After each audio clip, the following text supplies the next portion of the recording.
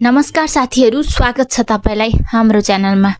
नेपालको संसद फेरि एकपटक विवाद र अराजकताका कारण चर्चामा आएको छ। जेठ 18 गतेको प्रतिनिधि सभामा बैठकमा सांसदहरूले माइक्रोफोन खोज्ने प्रयास गरे। स्पिकरको कुर्सीतर्फ दौडिए र एक सांसदले त कुर्सी नै उठाएर आक्रमण गर्न खोजेको दृश्य सार्वजनिक भयो। घटनापछि सभामुख टिपी अर्यालले 3 सदस्यीय छानबिन समिति गठन गर्नुभएको छ। आखिर संसदमा के भयो? किन यस्तो अवस्था आयो?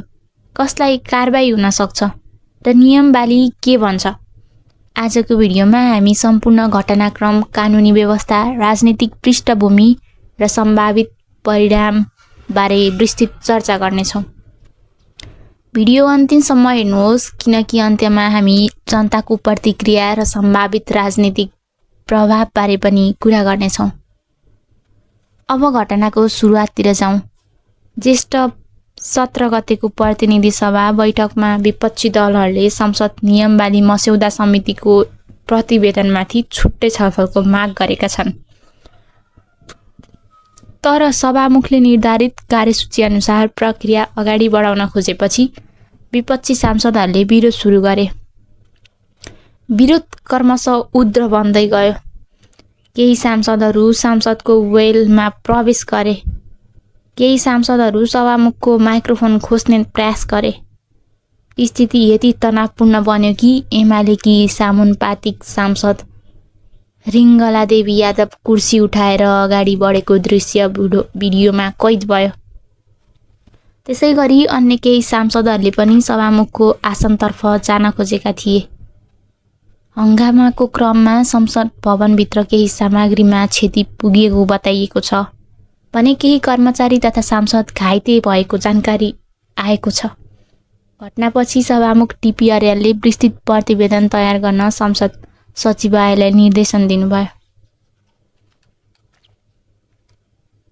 घटनापछि सभामुखले औपचारिक रूपमा 3 सदस्यीय छानबिन समिति गठन गर्नुभएको छ।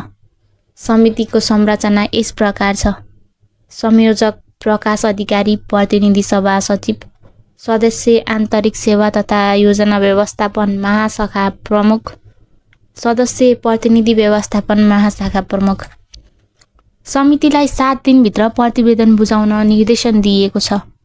अब प्रश्न उठ्छ, यो समिति कुन कानुनी आधारमा गठन गरिएको हो?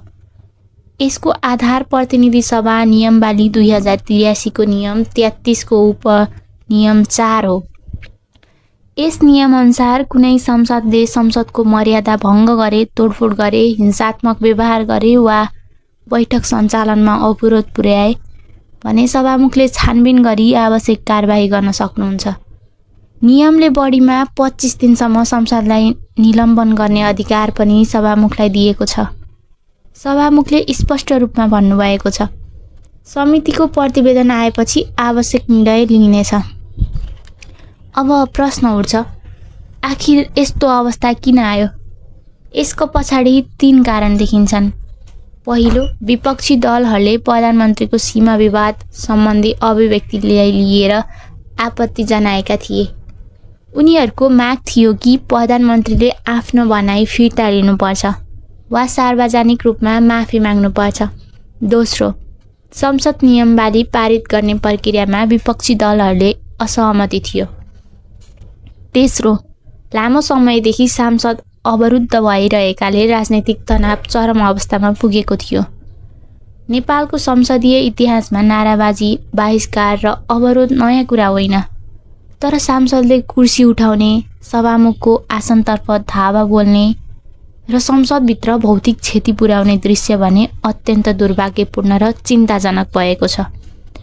रिङ्गला देवी यादवले आफूमाथि आक्रमण भएको दाबी गरेकी छन्, तर सार्वजनिक भिडियोले फरक तस्बिर देखाएको भन्दै सामाजिक सञ्जालमा व्यापक बहस भइरहेको छ।